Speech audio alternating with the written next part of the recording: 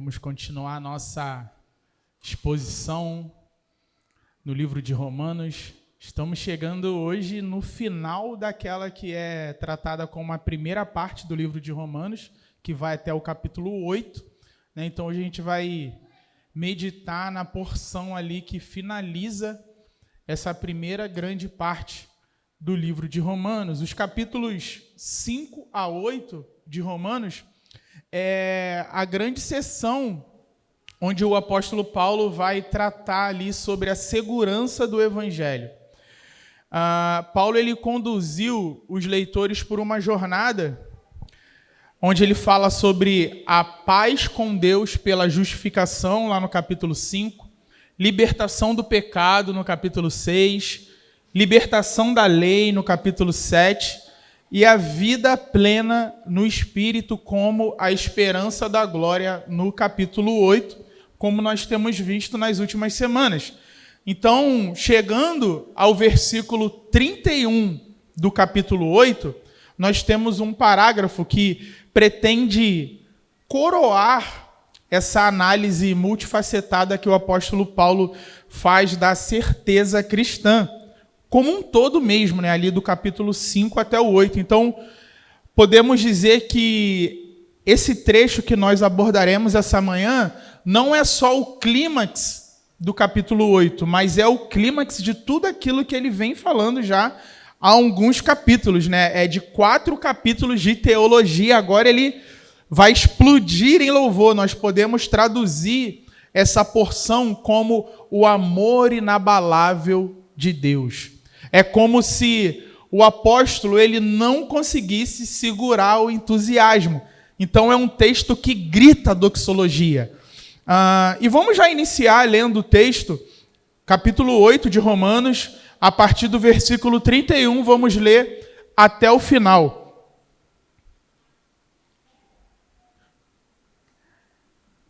Diz assim o apóstolo Paulo aqui na minha tradução, que é NAA, mas fique à vontade para ler também aí na sua. Ele diz assim: que diremos então à vista dessas coisas? Se Deus é por nós, quem será contra nós? Aquele que não poupou o seu próprio filho, mas por todos nós o entregou, será que não nos dará graciosamente com ele todas as coisas? Quem tentará acusação contra os eleitos de Deus? É Deus quem os justifica. Quem os condenará? É Cristo Jesus quem morreu, ou melhor, quem ressuscitou, o qual está à direita de Deus e também intercede por nós. Quem nos separará do amor de Cristo? Será tribulação, ou angústia, ou a perseguição, ou a fome, ou a nudez, ou o perigo, ou a espada? Como está escrito, por amor de ti, somos entregues à morte continuamente. Fomos considerados como ovelhas para o matadouro. Em todas essas coisas, porém, somos mais que vencedores por meio daquele que nos amou. Porque eu estou bem certo que nem a morte, nem a vida, nem os anjos, nem os principados, nem as coisas do presente, nem do porvir, nem os poderes, nem a altura, nem a profundidade, nem qualquer outra criatura poderá nos separar do amor de Deus que está em Cristo Jesus, nosso Senhor.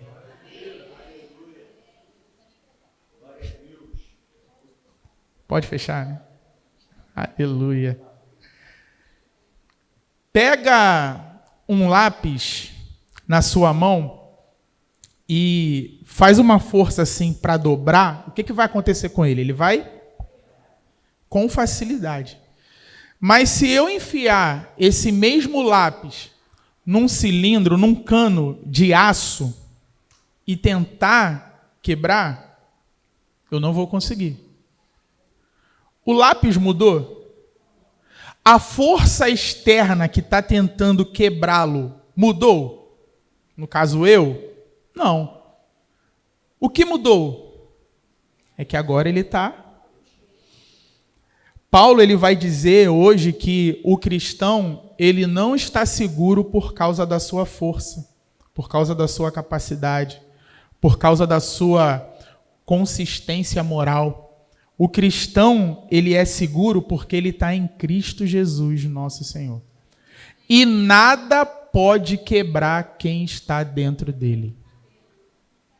O manifesto do Evangelho nessa perícope é que a nossa segurança, ela não repousa na estabilidade dos nossos dias, na força das nossas emoções ou até mesmo na nossa performance espiritual, mas sim na fidelidade inabalável do Deus que entregou o próprio Filho. Para a mente hiperconectada e ansiosa dos nossos dias, esse texto ele responde diretamente à cultura do cancelamento, da culpa internalizada que muitos de nós podemos carregar, do medo do amanhã, né, que gera a ansiedade. Então, se Deus nos justificou na maior corte do universo, nenhuma narrativa cultural ou acusação interna pode sustentar um veredito de condenação contra nós. Ele nos ama porque nos ama. Ponto. Não por nada em nós que poderia mudar. Ou não por nada à nossa volta que poderia mudar também. O fundamento do amor de Deus é o próprio Deus. Glória a Deus por isso. Vamos então tentar entender um pouco mais, meditando em cada versículo dessa perícope, o que o apóstolo Paulo está querendo dizer com essas palavras. Então, o versículo 31 ele vai iniciar aí com perguntas, né? Nós vemos que é um versículo feito de perguntas e não são perguntas feitas no vazio.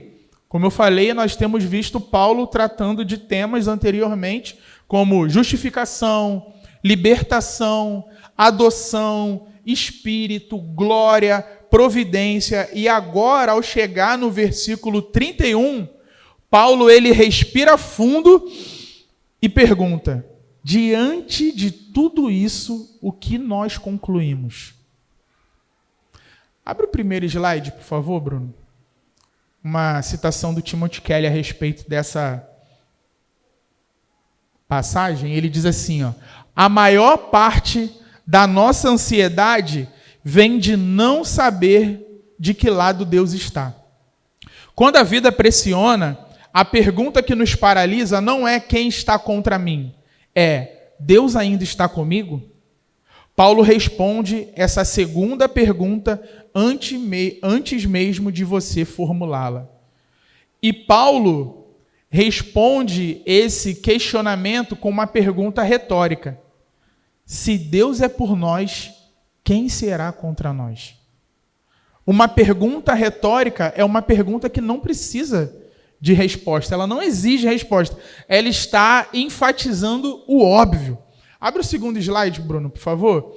A R.C. Sproul, ele vai dizer que uma das maiores expressões latinas na história da igreja é Deus pro nobis, Deus por nós.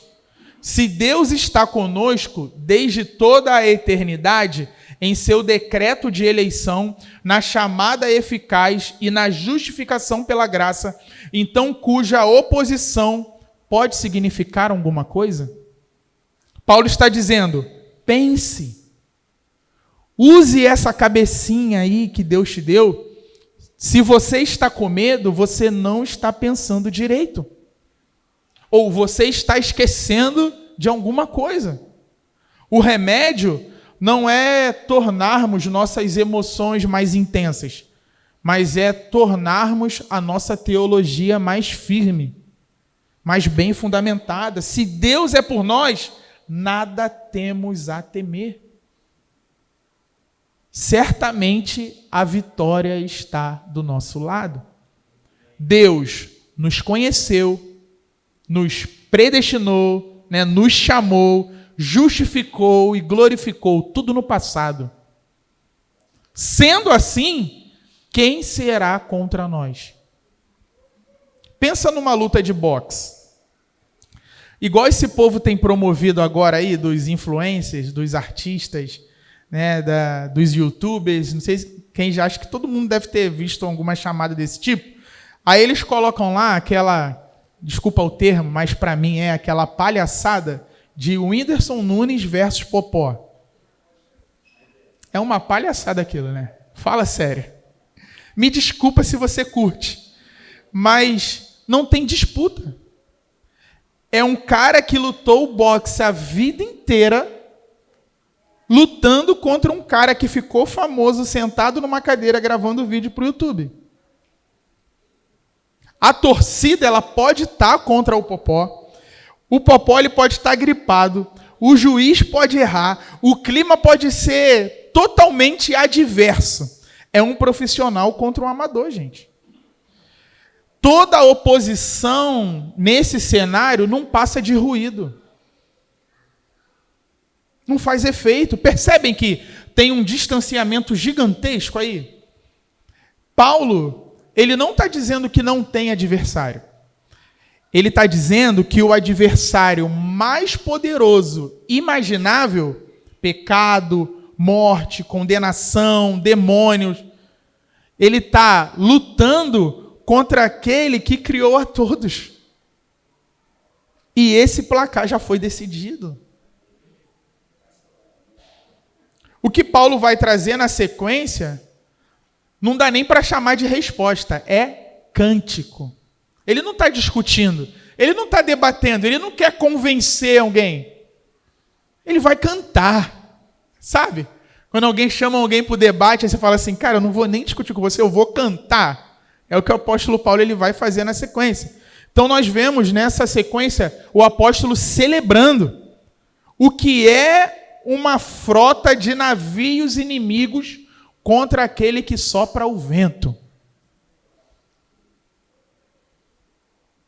Então, o próximo versículo é a prova definitiva e incontestável que Deus é por todos nós. Olha o que ele diz: aquele que não poupou o seu próprio filho, mas por todos nós. Quem é nós aqui, gente? Os eleitos. Os eleitos, aqueles a quem Deus elegeu, que é para quem o apóstolo está escrevendo. Aquele que não poupou o seu próprio filho, mas por todos nós o entregou, será que não nos dará graciosamente com ele todas as coisas? Então, se o versículo 31 faz a pergunta triunfal, o versículo 32 apresenta a matemática da cruz. Paulo ele usa um argumento lógico conhecido como fortiori, que é do maior para o menor. Se ele deu o maior presente, ele não vai dar o menor? Se ele deu o próprio filho, ele não vai te livrar de todos os males dessa vida? Se Deus já nos deu aquilo que havia de mais valioso no universo, é um absurdo teológico temer que ele nos negue as coisas menores. Suprimento, cuidado, proteção. É Deus quem nos garante isso. Então a expressão não poupou, que ele usa aí nesse verso, é um eco direto e intencional de Gênesis 22, 12. Quem lembra o que acontece lá em Gênesis 22? Abraão, Isaac, está subindo, né, o Monte Moriá. E a diferença crucial que nós vemos ali, porque Abraão ele fala assim, Deus fala, né, visto que não me negastes o teu único filho, né, o teu filho, o teu único, né, ele fala isso. A diferença crucial é que no Monte Moriá, o braço de Abraão foi detido por Deus. Isaac foi poupado. Já no Calvário, o braço da justiça divina não foi detido pelo Pai voluntariamente. Ele não poupou o seu filho por amor a nós. Abraão, ele sobe a montanha com Isaac e Isaac pergunta, pai, onde está o cordeiro para o holocausto? Abraão responde: Deus proverá. É uma das frases mais cheias de fé e dor da Bíblia inteira. A gente tem que tentar entrar no coração de Abraão e capturar o sentimento que ele está tendo ali ao declarar essa palavra de confiança, mas de dor também. Deus proverá, meu filho. 1000 anos depois, outro filho, sob outra montanha, carregando madeira, só que dessa vez não há anjo que intervenha. Não tem um carneiro no meio do mato.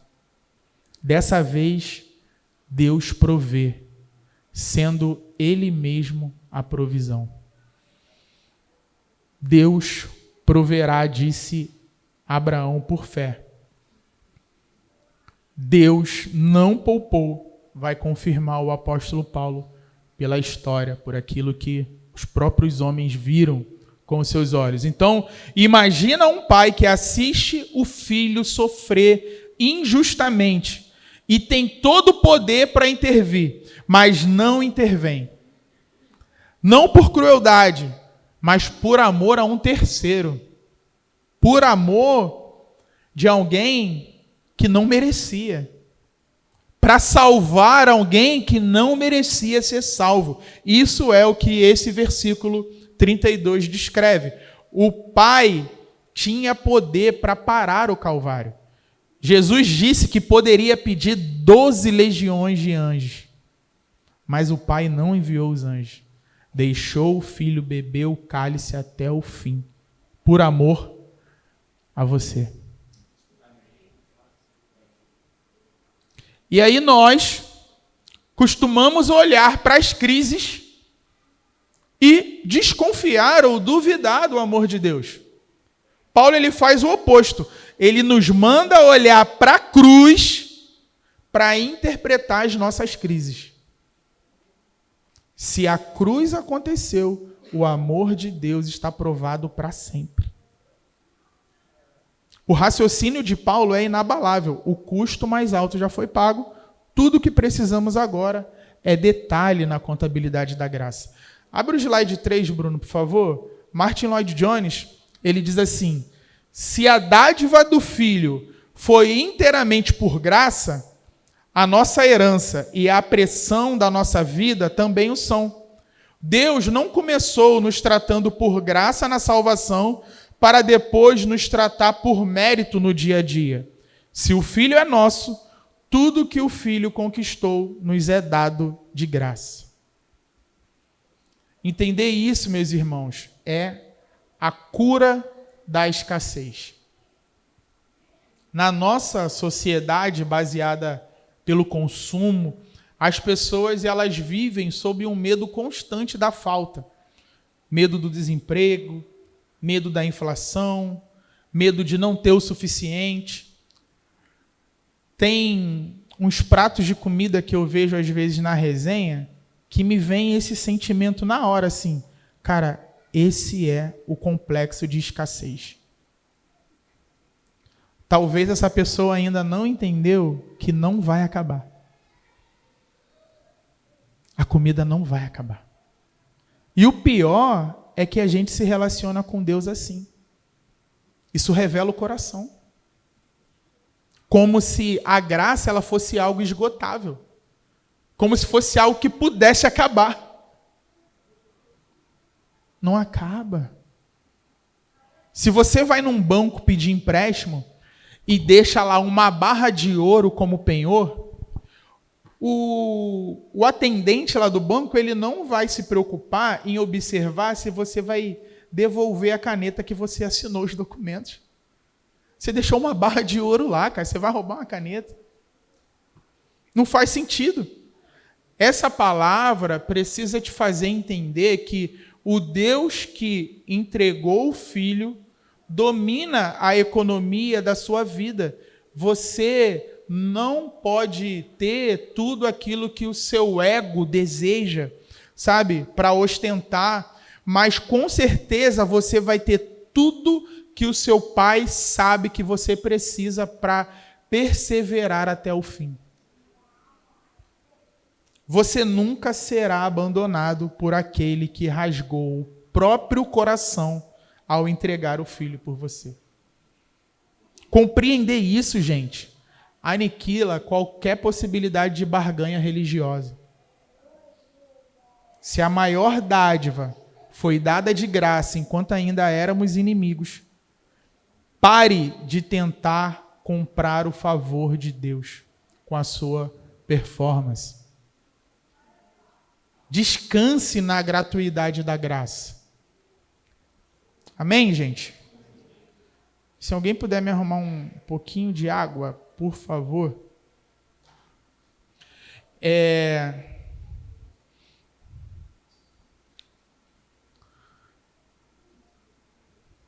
Não costumo pedir isso não, mas se algum músico sentir no coração de construir isso junto comigo também. Versículo 33 e 34 diz assim: quem tentará acusação contra os eleitos de Deus? É Deus quem os justifica. 34. Quem os condenará? É Cristo Jesus quem morreu, ou melhor, quem ressuscitou, o qual está à direita de Deus e também intercede por nós. Notem que o apóstolo Paulo, ele retorna com força total ao cenário jurídico da Suprema Corte Celestial. Aqui ele trata de duas realidades que pode bater, e certamente bate, na porta de qualquer crente, que é acusação e condenação. Reparem, ele não está dizendo que isso não vai acontecer. Vai acontecer. Acusação e condenação. Às vezes vai começar pelo seu vizinho, ou pelo seu familiar. A pergunta de Paulo não significa que essas coisas não vão acontecer na nossa vida, até porque o diabo é o acusador. Já começa por aí. O ponto é que nenhuma acusação tem validade legal. Se o juiz supremo já emitiu o veredito justificado, qualquer tentativa de reabrir o processo é instantaneamente arquivada. Quem é da área jurídica aí vai entender melhor o que o apóstolo está dizendo, porque ele usa esses termos, forenses, ao longo dessa narrativa. Observe no versículo 34 que Paulo, ele não manda os seus leitores olhar para as suas obras para responder às acusações. Ele nos manda olhar para 4 fatos históricos e objetivos sobre Jesus. Olha aí o versículo 34, ele fala, ele morreu, pagou a nossa dívida, Qual é o salário do pecado? Então, o perfeito, sem pecado, morreu é morte? Então, já fiz o trabalho e está na conta deles. Aí ele vai além, ele ressuscitou, ou seja, ele provou que o pagamento foi aceito. Aí ele está à direita de Deus, ele tem autoridade suprema e intercede por nós. Ele aplica os méritos da sua morte continuamente a nosso favor.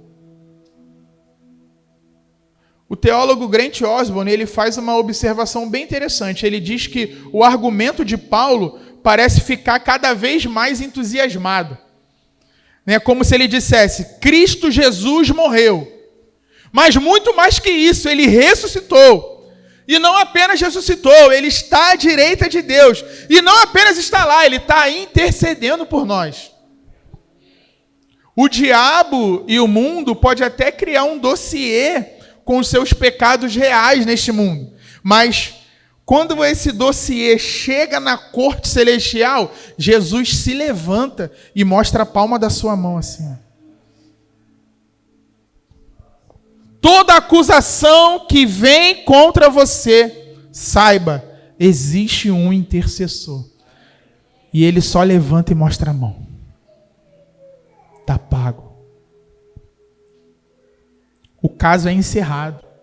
Não porque somos inocentes, mas porque o nosso advogado já pagou a nossa pena. Em vista disso, o versículo 35, o apóstolo continua, então, questionando. Quem nos separará do amor de Cristo? Será a tribulação, ou a angústia, ou a perseguição, ou a fome, ou a nudez, ou o perigo, ou a espada? Note que Paulo ele usa o pronome interrogativo quem. Quando ele fala quem, você espera o quê? Uma pessoa, né? Quem? Que pessoa? Só que ele não fala de pessoas, ele fala de coisas. Né? Ele não fala quem, ele fala o quê? Tribulação, angústia. Ou seja, ele está personificando essas situações como se fossem agentes. Sabe? Como se fosse um exército levantado contra a nossa própria vida. Ele personifica as aflições como se fossem valentões, tentando ativamente cortar e sabotar o nosso elo com Cristo. E aí ele vai falando, tribulação, que é literalmente um esmagamento. A pressão esmagadora das circunstâncias adversas das nossas vidas. Aí ele fala, angústia, que é literalmente um lugar estreito, ou encurralamento, né? Aquela coisa que aperta o coração no momento da ansiedade. Aquela sensação de estar sem saída. Aí ele fala, será perseguição, que é o sofrimento deliberado e dentro daquele contexto, imposto por governos ou pela sociedade, por causa da fidelidade desses homens a Deus. Aí ele fala, será fome ou nudez, que é a perda dos bens materiais básicos. Não se trata de fazer uma dieta ou escolher uma roupa da moda, mas da miséria real e privação por causa do evangelho. Ele fala, será o perigo, que é viver em constante estado de vulnerabilidade, sob ameaça iminente? Será a espada, que era a execução final, o martírio, nas mãos do império? Então, ao falar dessas adversidades, dessas circunstâncias, Paulo ele não está fazendo como um acadêmico, como um teólogo, como um filósofo. Como diz lá em 2 Coríntios 11, ele já havia sofrido as primeiras 6 dessas 7 tribulações antes de redigir a carta aos Romanos. Além disso, por meio da 7ª espada, ele seria executado. Então, Paulo ele não teoriza sobre o sofrimento, ele escreve do interior dele.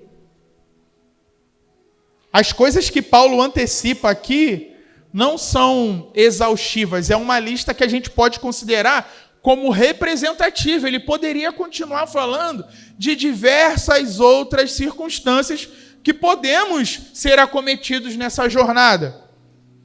Infelizmente, gente, o suposto evangelho que é pregado hoje em algumas igrejas está muito longe de tratar essas questões como questões normais da jornada do cristão, ou como consequências naturais do cristianismo.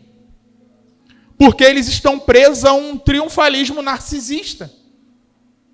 O que enche a igreja? Pregar isso aqui? Ou falar que você vai conquistar a casa, o carro? Se você entrar na igreja, Deus vai mudar a sua vida, Deus vai restaurar o seu casamento, Deus vai te ajudar a ser alguém que você nunca imaginou um dia ser na vida, você vai crescer na sua empresa, você vai conquistar a sua casa própria. Que sofrer é sinal que deve ter alguma coisa errada com a sua espiritualidade. Isso não enche igreja, gente. Se nessas mega churches começarem a pregar o evangelho que Paulo pregou, vai começar a esvaziar. Por isso eu não me importo em falar essas verdades. Vai que alguém escuta. Vai que o olho de alguém é aberto.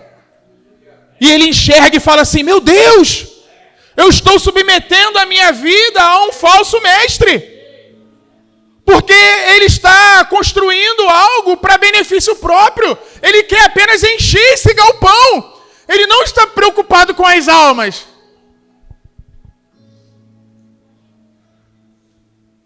E essa nunca foi a preocupação dos apóstolos, ter mais seguidores. A cultura ocidental e muitas igrejas, eles pregam que o cristão fiel, ele deve ser poupado das crises emocionais e financeiras. E aí, quando passa por uma situação dessa, o cristão, ou o suposto cristão, deve pensar: meu Deus, e agora? Devo estar longe de Deus. Deus não deve me amar mais. Olhe para a lista de Paulo, gente. Fome, nudez, perigo. O amor de Cristo não nos poupa do deserto. O que ele faz é nos garantir que o deserto não tem poder de nos arrancar do amor de Deus. É um golpe frontal no evangelho da prosperidade. O ponto é, o texto, ele não está dizendo, né, ou melhor, ele está dizendo que quando você se sente encurralado pelas circunstâncias da vida, Cristo, ele não está olhando para você com decepção. Ele está lá dentro do lugar estreito com você. A angústia, ela pode tirar o teu sono, mas ela não pode tirar você do coração de Jesus. A única coisa que deveria nos fazer mal de verdade é nos separar do amor de Deus. E isso nunca vai acontecer. Cristo, quando escolhe amar, ele vai até o fim. Esse final de semana, muitos aqui talvez tenham sido acordados por um alerta 1h pouca da manhã que chegou nos celulares com uma mensagem lá, provavelmente um ataque hacker, e dizia misantropia, que significa aversão à humanidade. E aí, enquanto eu meditava nesse sermão, creio que o próprio Espírito tenha me lembrado assim, essa mensagem os homens, qualquer um, pode mandar e de fato sentir isso. Mas esse nunca será o sentimento de Deus contra os seus filhos. Então, se uma mensagem dessa é capaz de tirar o sono de alguém, é sinal que essa pessoa ainda não entendeu quem é o seu pai.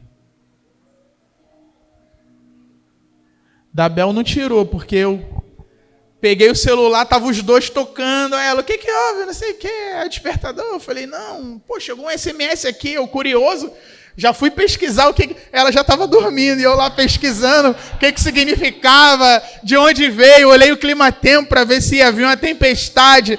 Aí eu, caramba, tinha que limpar a calha, de repente vai cair chuva, vai cair para... Ela dormiu, pô. Eu falei, olha como é que faz, quem confia. A Natália nem ouviu, pô. Deitada eternamente em berço esplêndido, né? Tipo, aleluia. Glória a Deus, gente. Então, que as palavras do apóstolo nos ajude a internalizar, de fato, essas verdades, que nós somos amados por um amor que não se corrompe, que não é desfeito, que não vai ser quebrado. E isso precisa trazer cura para o nosso coração. Isso precisa nos livrar da ansiedade dos nossos dias. E aí no versículo 38, no 36, Paulo ele vai ainda seguir declarando algo que continua na contramão de muito do que se é pregado por aí. Ele vai dizer, como está escrito, por amor de ti somos entregues à morte continuamente. Fomos considerados como ovelhas para o matadouro. Esse como está escrito significa o quê, gente?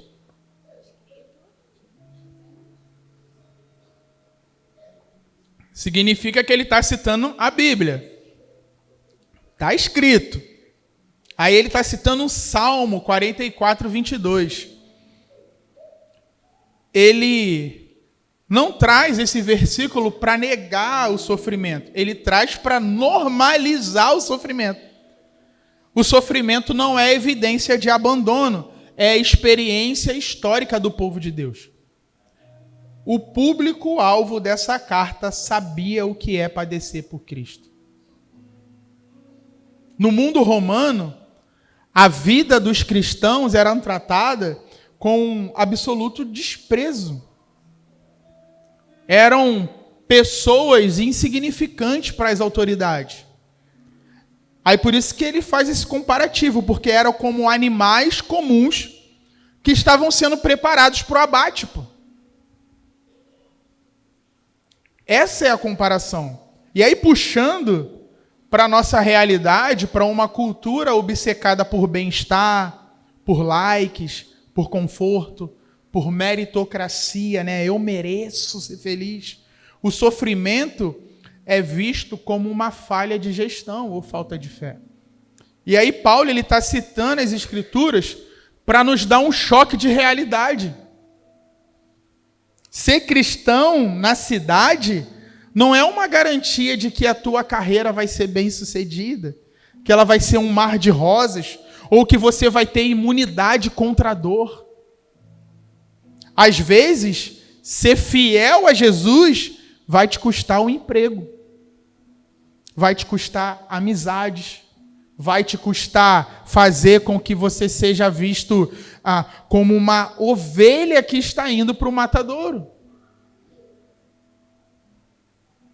O Evangelho, ele não nos oferece uma vida fácil. Ele nos oferece uma vida com propósito eterno. Essa é a forma mais real e palpável de nos aproximarmos hoje da realidade que a igreja cristã no primeiro século vivia, do que o cristianismo representava socialmente falando. Os seus seguidores entendiam essa realidade naquele tempo, quando eles se posicionavam como seguidores de Jesus. Eles sabiam o preço que eles estavam pagando a partir daquele momento. E nós também não podemos nos esquecer disso. Por mais que aquelas perseguições, ou a que muitos vivem hoje em locais onde a igreja é perseguida, não esteja bem presente hoje aqui. Mas a gente precisa viver com esse coração, com essa consciência. Eu não estou aqui para conquistar o mundo. Amém? Você não foi chamado para conquistar o mundo. Não adianta nada, diz a própria palavra. Vai perder sua alma? O que vale mais? A vida eterna? Ou as coisas que esse mundo pode te oferecer? E a forma que você está vivendo hoje, em alguma medida, em algum nível, responde como você vai responder a Cristo no dia que a perseguição chegar. Do que você vai abrir mão? E aí o apóstolo Paulo nos dá uma palavra de encorajamento. Versículo 37. Em todas essas coisas, que coisa, gente? Sofrimento. Não esqueça disso. Né? Porque eles gostam de pegar só isso aqui, né? Quem nunca foi num evento que o nome era Somos Mais Que Vencedores? Ou nunca viu uma camisa, né? Mais que vencedores. Pegar só esse versículo aqui e botar no para-choque do caminhão é fácil. Em todas essas coisas, porém, somos mais que vencedores por meio daquele que nos amou. A pessoa que só lê esse versículo, ela, é isso aqui, ó. Esse é o evangelho que eu creio. Mas lê antes. Que coisas são essas? Quer ser mais que vencedor? Não é vencedor, não. Ele está ampliando, mais que vencedor. É passar pela tribulação com Jesus.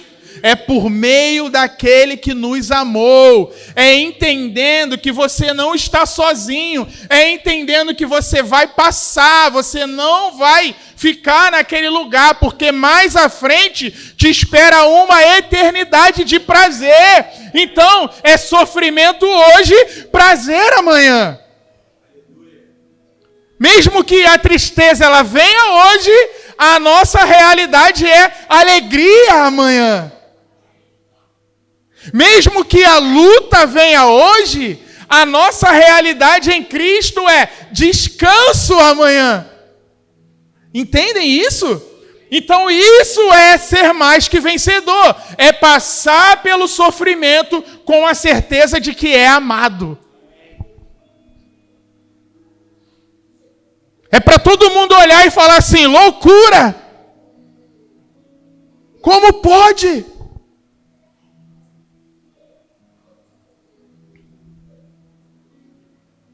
O cristão não vence contornando o sofrimento.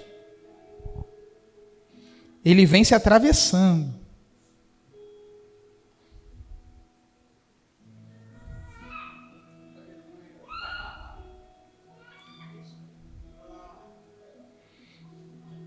Abre o slide 4, Bruno, por favor. Charles Spurgeon. Ele fala assim: a provação veio para me destruir e acabou me coroando.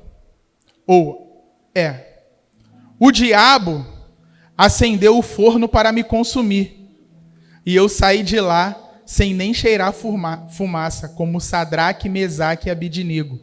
Isso é mais do que vencer. Percebem a diferença entre escapar do forno e vencer dentro do forno? A jornada cristã é nós vencendo no forno.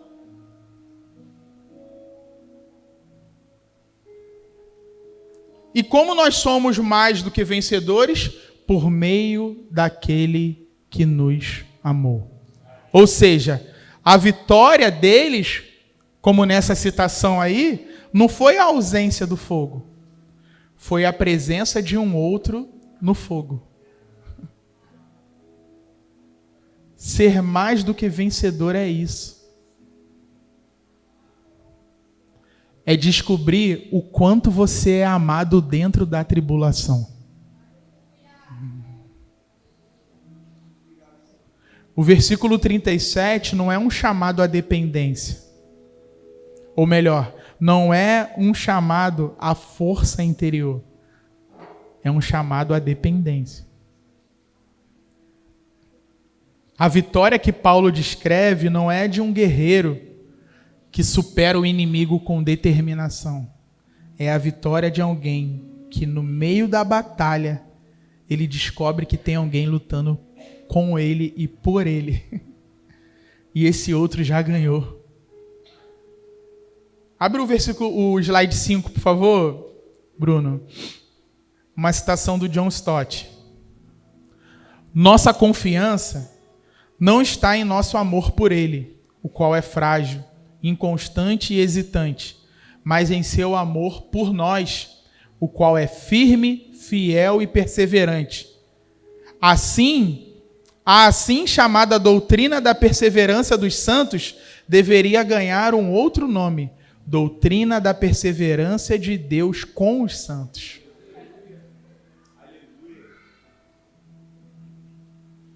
Partindo para os versos finais, a certeza expressa no versículo 37 é agora fundamentada num testemunho pessoal do próprio apóstolo Paulo. Versículos 38 e 39, ele vai dizer assim: porque eu estou bem certo de que nem a morte, nem a vida, nem os anjos, nem os principados, nem as coisas do presente, nem do porvir, nem os poderes, nem a altura, nem a profundidade, nem qualquer outra criatura poderá nos separar do amor de Deus que está em Cristo Jesus, nosso Senhor. Paulo não diz espero, olha lá no 38, nem acredito que provavelmente, não, ele fala assim, estou bem certo. Ou em algumas traduções, estou convencido. Paulo, ele não nasceu assim. Ele chegou a essa convicção através de naufrágios, açoites, prisões, abandono. Ele fala, estou bem certo. Estou bem certo é o resultado de uma longa jornada de experiência do amor de Deus em meio ao sofrimento. O apóstolo Paulo não está pregando teoria, gente. Ele está transmitindo certeza conquistada por um preço alto. Se você está em Cristo, você vai temer o quê? Ele venceu o mundo. Consegue perceber que Paulo, ele está percorrendo o cosmos inteiro. Ele está fazendo uma varredura em cada canto, em cada dimensão, em cada possibilidade. E a resposta é a mesma. Não há nada aqui capaz de romper esse laço de amor. Não há. Ele vai em cada canto da criação. Os versículos 38 e 39, a gente tem principalmente contrastes ali, porque ele fala, nem morte, nem vida, são os dois estados possíveis da existência. Deus continuará a nos amar quando morrermos, e continuará a nos amar, quer o que aconteça enquanto ainda não morrermos. Ele nos ama dos dois lados do túmulo. E aí ele fala, nem os anjos, nem os principados, ou seja, o mundo espiritual, nem os anjos benevolentes, nem os demônios podem se colocar entre o amor de Deus por nós. Nem as coisas do presente, nem do porvir, né? Essa dimensão temporal, nem passado, nem presente, nem futuro. Paulo, ele vive uma crise atrás da outra, gente. No presente, né, e cujo o futuro dele já tinha ali reservado cadeia, martírio. Estava tudo isso à espera dele. E essa é uma declaração extraordinária. Nenhum momento do tempo, passado, presente ou futuro, existe fora do alcance do amor de Deus. E aí ele vai para outra dimensão, a espacial. Ele fala, nem altura, nem profundidade, nem no mais alto céu, nem no abismo, nem no mais profundo abismo. Uma vez que Deus nos amou, não existe coordenada no universo que esteja fora do alcance desse amor. Aí ele faz o final ali, né? Ele dá o checkmate, ele fala, nem qualquer outra criatura. Deus é o Criador. Então, tudo que existe fora de Deus é criatura. Aí ele está falando, gente, qualquer coisa que vocês imaginarem. Pense em qualquer coisa que a sua mente, em qualquer lugar que a sua mente puder te levar. Lá estará o amor de Deus por você. Isso precisa incluir, quando ele fala, né, qualquer criatura, comportamento, crença, qualquer coisa dos próprios filhos de Deus, né, nem mesmo os remidos, nem mesmo o próprio cristão pode se remover desse lugar. Não pode.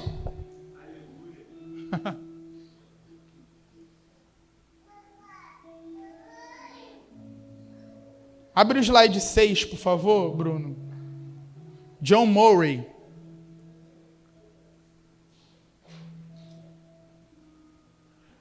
A enumeração é exaustiva. Paulo está dizendo que tomou o universo inteiro e o colocou na balança contra o amor de Deus em Cristo. E o amor pesou mais.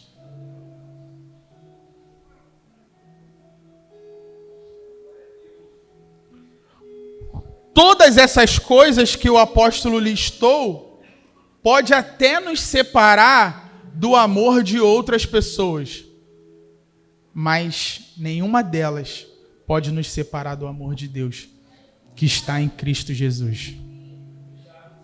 Se você foi alcançado pela graça, existe um Deus que te ama e garante que nada nesse mundo pode apagar o amor dele por você. Esse é o ponto. Quem ama primeiro é ele. Ninguém pode mudar isso. Então me diz, você precisa de mais o quê?